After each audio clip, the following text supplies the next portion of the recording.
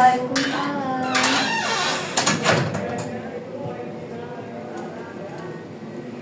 Silahkan duduk Ibu. Ibu kalau boleh tahu saya berbicara dengan siapa? Saya Handayani, Ibu. Ibu, baik, perkenalkan saya Dina yang bertugas pada siang hari ini. Kalau boleh tahu ada keperluan apa Ibu? Ibu, di sini saya ingin menggunakan KB. Saya kan udah punya anak 2 ya, dan saya mau menunda kehamilan gitu ya. Tadinya mau pakai KB implan, tapi masih bingung Ibu, KB implan itu gimana sih? Terus ada efek sampingnya atau enggak? Kalau anak terakhirnya Ibu berapa tahun? 3 tahun Ibu. Sudah tidak menyusui berarti ya? Enggak Ibu, udah. Sebelumnya di KB apa Ibu? KB suntik. Oh, KB suntik. Jadi sekarang mau beralih ke implan. Iya Ibu.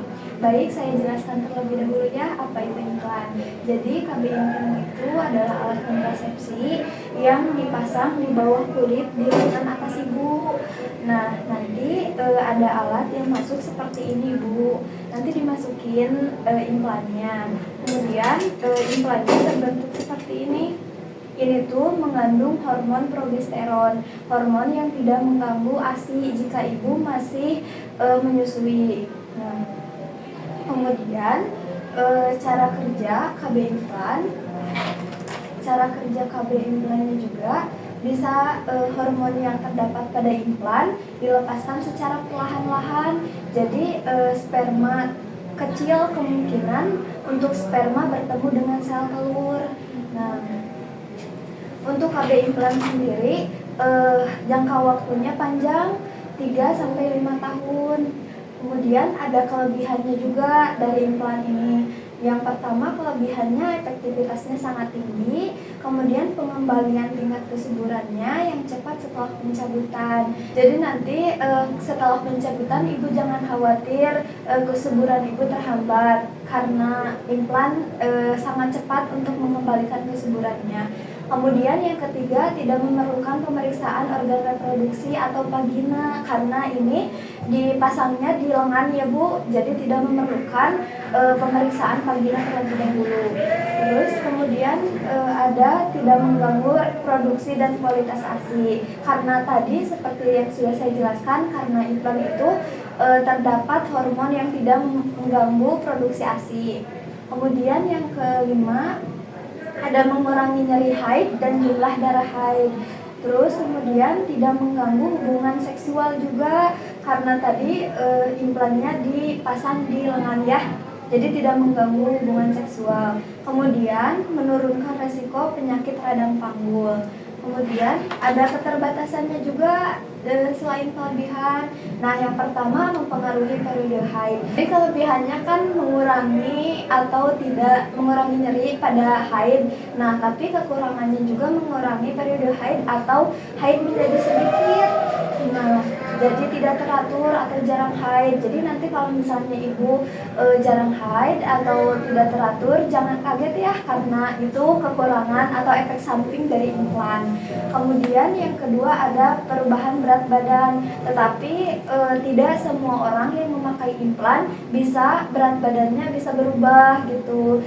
Jadi kecil kemungkinan untuk perubahannya kalau untuk berat badan. Jadi tidak semua orang yang memakai implan mengalami perubahan berat badan. Kemudian yang ketiga ada perubahan suasana hati atau mood karena wanita ya sering mengalami perubahan mood. Kemudian beberapa pengguna juga mengalami sakit kepala, nah pusing juga, terus nyeri payudara, gelisah dan mual-mual. Nah nanti mungkin tidak semua orang juga yang mengalami yang memasang implan atau yang dipasang KB implan mengalami sakit kepala dan pusing, juga gelisah atau mual-mual.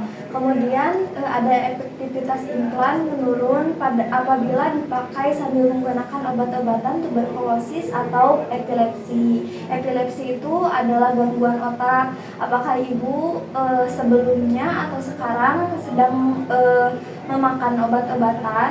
Enggak. Kemudian tidak melindungi terhadap penularan AIDS atau infeksi menular seksual juga, kekurangan dari implan. Kemudian cara pemasangannya, yang pertama tenaga kesehatan atau saya nanti yang akan memasangnya memberikan bius lokal. Nah nanti pada saat akan dilakukan pemasangan implan, nanti saya akan anestesi atau membius dulu agar tidak merasakan nyeri pada ibu pada saat dilakukan pemasangan. Kemudian implan diletakkan di bawah kulit juga. Kemudian nanti setelah pemasangan implan ini tidak perlu dijahit ibu karena hanya sedikit yang dirobeknya. Kemudian dipasang di lengan yang nyaman bagi ibu atau dipasang di lengan yang tidak dominan atau yang tidak banyak gerak lengannya. Kemudian diraba oleh saya apakah implannya sudah masuk atau belum, dipastikan. Kemudian ada cara pencabutan, sama seperti tadi. Yang pertama dibius dulu agar tidak merasakan nyeri pada ibunya. Kemudian nanti mencabut implannya menggunakan alat juga. Kemudian bekasnya cukup dibalut aja, jadi nggak perlu dijahit. Nah, kemudian implan dapat dipasang setiap saat selama tidak hamil. Jadi kalau misalnya implan ini kan dipasang di lengan, tapi tetap ini tidak bisa dipasang pada saat hamil atau diduga hamil. Kemudian implan dapat dipasang segera setelah bersalin. Ada juga manfaat memakai KB implan. Nah, yang pertama manfaatnya adalah efektif. Metode kontrasepsi ini efektif dalam mencegah kehamilan, kemudian melindungi jangka panjang juga. Tadi sudah saya sampaikan, ini implan melindungi 3-5 tahun ibu. Kemudian reversible juga. Jadi jika sewaktu-waktu ibu ingin mencabutnya, bisa ibu. Jadi ibu ingin beralih ke metode kontrasepsi yang lain. Kemudian mudah digunakan juga setelah terpasang di bawah kulit lengan atas. Ibu tidak perlu melakukan tindakan lain untuk mencegah kehamilan. Jadi sudah cukup itu yang dipasang. Kemudian tidak mempengaruhi efektivitas seksual. Kemudian ada pantangannya juga ibu saat memakai KB implan. Yang pertama, pada saat hamil atau diduga hamil, nah itu tidak boleh memakai KB apapun ya, KB implan juga termasuk. Kemudian yang kedua, pernah terkena kanker payudara dan sedang mengalami serangan sumbatan pembuluh darah. Itu penyakit yang pantangan memakai KB implan. Kemudian yang ketiga, mengalami perdarahan melalui vagina. Jadi kayak perdarahan tiba-tiba dari vagina. Nah itu tidak boleh, jadi harus diperiksa dulu perdarahannya karena apa. Kemudian yang keempat ada sedang minum obat TBC atau infeksi jamur dan epilepsi yang tadi saya sebutkan ya. Kemudian kapan sih harus melakukan KB implan? Nah, yang pertama bisa setelah melahirkan. Kemudian jika ibu hamil, kemudian ibu mengalami keguguran.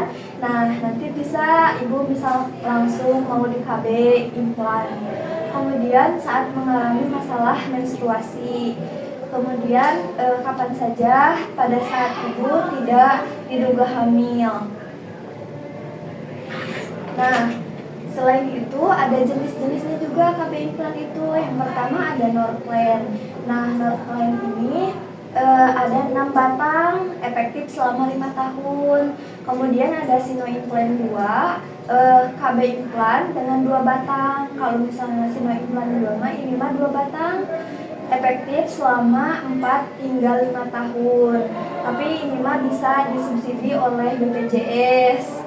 Kemudian ada Jadel, KB implan dengan 2 batang, efektif selama 5 tahun juga yang ini. Nah, kemudian ada Implanon. Implanon ini mirip dengan Jadel, tapi hanya 1 batang, efektifnya selama 3 tahun. Kemudian ada Nexplanon juga. Nah, ini yang terbaru ibu, Nexplanon. Jadi dilengkapi dengan radiopag untuk memudahkan pengeluaran, jadi efektif selama 3 tahun. Jadi ibu bebas nanti milih jenis implannya.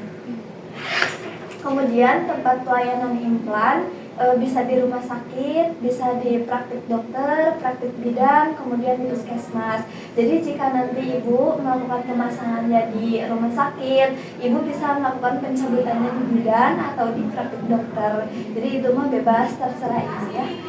Ibu, mungkin itu saja yang bisa saya jelaskan. Apakah ibu mengerti? Mengerti.